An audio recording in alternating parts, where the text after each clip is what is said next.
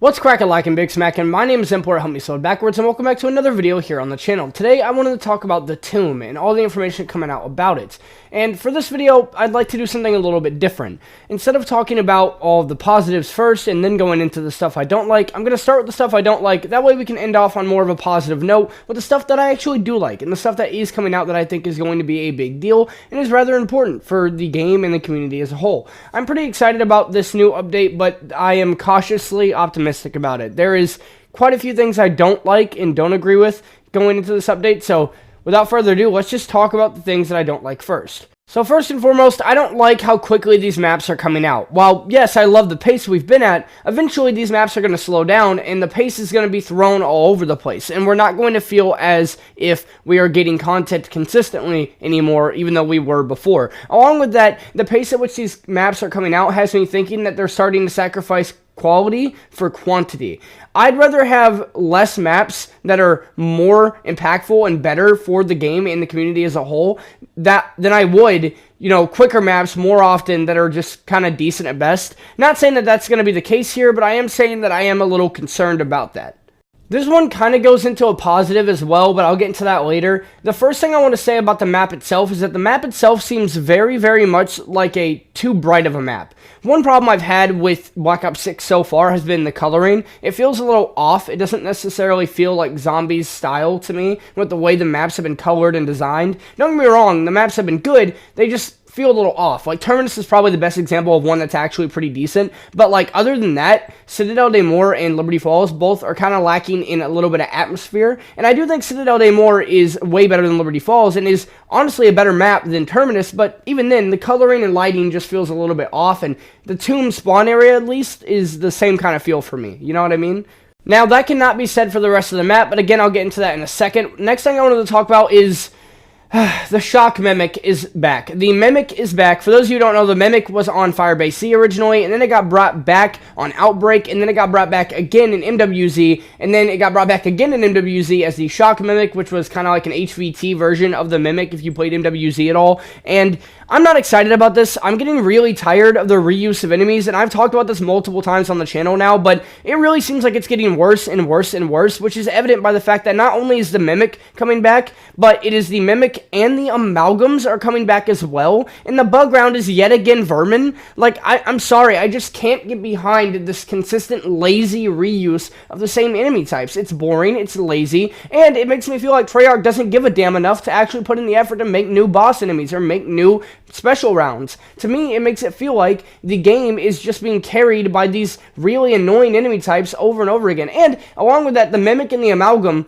are both two enemies that have the exact same ability. They have a pull-in ability where they yank you in. So what happens if you dodge an Amalgam but the Mimic yanks you in anyway, and then you take even more damage because you get grabbed by both of them? I understand bringing the Mimic back. I'm not a big fan of the Mimic, and along with that, I just don't like the idea of having two types that pull you in at the same time. That two types with the same ability makes it feel even more like a boring, reused asset. However, I can understand the Mimic coming back. The Mimic was on Firebase Z, NWZ, the Mimic was an Outbreak. The Mimic is somewhat popular. I don't remember quite exactly how many people really loved the Mimic back in the day, but it is a decently popular enemy type. So I'm okay with the Mimic coming back, even though I don't like it coming back. I really didn't want it to come back. However, the Amalgam is really starting to get on my nerves. The Amalgam was already a problem coming back on Citadel de Mor. Why would they bring it back whenever it was originally a human test subject on Terminus Island? It made sense for that map and fit the story of that map. It felt like it should have been a map exclusive, but then it got brought back on Citadel de Mor because apparently the Doppelgas can somehow evolve into them,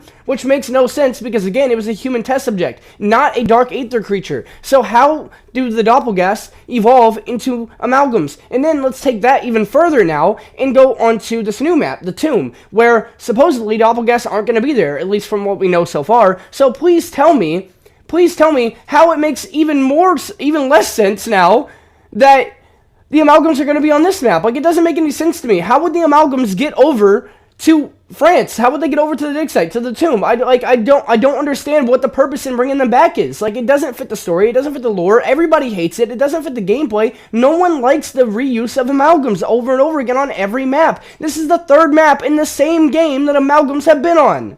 It just feels like there's a severe lack in creativity, which comes down to the reuse of former assets and former enemy types and weapons from former games. One of the examples I can say next of this exact same thing is the Ice Staff from Origins coming back. I understand everyone loved the Ice Staff and people were excited to see it come back, but one, we just got 4 elemental weapons on the map prior, Citadel de Mor, and 2, if you're going to bring back the staffs, bring back more than one. Why are we only getting the Ice Staff?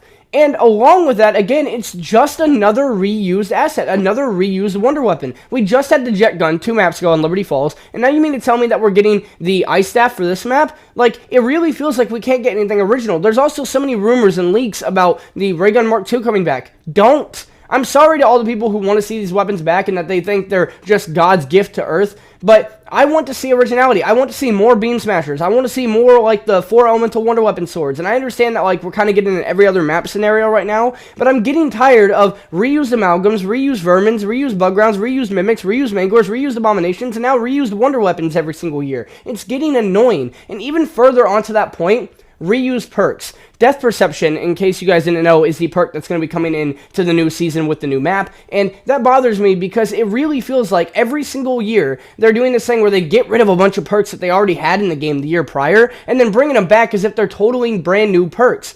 Give us new perks or have them be available at launch. That one is less strong of a point, but that's just a personal opinion of mine. And now, that is pretty much all the negative stuff I have to say about the update. I'm really disappointed in Treyarch for not becoming more creative and being a bit more understanding that we want more than just the same thing every single year. But I want to talk about the positive side of things that I actually will enjoy going into the map and looking forward to into the map in general. So I'll start off with Gobblegums. One of the Gobblegums I really like that's coming forward is Dead Drop. It's an epic rarity Gobblegum that allows for drop rates of salvage and equipment to be greatly increased, and it lasts 5 minutes. That is a long time for a Gobblegum timer, and along with that, it's just cool to see new Gobblegums that actually have more to do with this specific game and its mechanics. I think that's really cool, and I would love to see more of that coming forward into the future, so thank you, Treyarch. That's a really good update, in my opinion, a really good Gobblegum to have. We're also getting Modified Chaos, which is a legendary rarity Gobblegum, which greatly reduce all ammo mod cooldowns and it lasts 2 minutes. That's, again, another really cool one. I really appreciate that one being there as well. I think that is just really awesome in general. We're also getting a new Whimsical Gobblegum, which is probably going to be the only Whimsical Gobblegum I'll actually use, which is Quacknarok, which, in case you guys don't remember, is a Gobblegum or elixir in BL4 that makes zombies move around with a rubber ducky inner tube around them for 3 minutes. And it's just really funny, and it's a really fun thing to just have in there for just shits and giggles and laughs. And I think these Gobblegums are all pretty much good Gobblegums. I think they're pretty cool. I think that the augments for the new Death Perception perk are going to be pretty interesting, and they actually make me intrigued and make me want to earn them so I can try them out. I think that's a good thing. I think that we should be interested in how we can make our builds with augments, and if we're not, then they're doing something wrong. So I think it's pretty good that we actually are getting interested. Like, at least me, I'm getting very interested in these new augments that come out every single season, and I'm pretty excited for what's to come in the future. But the new augments for Death Perception are pretty damn cool, and I like the idea behind a lot of them. So, you know, big W there too. Despite what I said about the Ice Staff coming back being lazy and being unimaginative, I actually genuinely do like the Ice Staff, and I'm glad it's going to be seeing a return in a form of zombies. I don't really like that it's returning with no new original wonder weapons, but the Ice Staff as a whole returning is a pretty cool thing, and I'm pretty excited to get to use it again, and I'm really excited to see how it fits into the Easter egg and into the actual map lore and into the map itself of the tomb, and I'm pretty just overall excited about that in general. So the Ice Staff coming back is a bit of a W. Plus, along with that, if you beat the Easter egg for the tomb, you actually get an Ice Staff skin. That's good. I'm really tired of seeing the new Wonder Weapon skins come out as bundles. I think it's a lot better if you earn them as in-game rewards for beating Easter eggs or just doing random stuff within the game itself in the maps. So I'm really happy to see that we have another map exclusive beat the Easter egg and you get a reward, which is the ice skin, the Ice Staff Wonder Weapon skin. I'm pretty excited about that. The new arrow trap looks really cool, and I'm very excited to see it take place and see how it works. I think that's really awesome that they have traps that are seemingly fitting each location specifically, like the tentacle trap on Terminus. Looks like it fits that location. That's pretty cool. The oil trap on Citadel fits the location. It's good. I really like that specific way of doing traps where each map has its own traps that are all specific to that map and have reasons to be there, and they fit the theme and aesthetic and atmosphere of the map. I think that's really cool, and I'm excited to see that in this map, the tomb, going forward. On the note of traps, the etheric lanterns sound badass as fuck. They sound cool as shit, and I'm really excited for them. They are dark aether chandeliers, and light sources give off a pale glow over their surroundings. With the correct projectile and aiming confidence, you can use the dynamic hazards to rain down etheric fire. That's really cool. A really cool way of doing a trap, where essentially you have to have skill and know what you're doing when it comes to using the trap. And if you know what you're doing and have enough skill, you can actually use it effectively. I think that's really cool, and I'm glad they're bringing that idea of having to have skill to use traps back. I'm hoping it actually works that way, that you actually do need to have some skill to do it, because I feel like that's something that got lost over time in Call of Duty Zombies with traps and just different things like that. So I'm really excited to see how that plays out. I think the etheric lanterns sound awesome.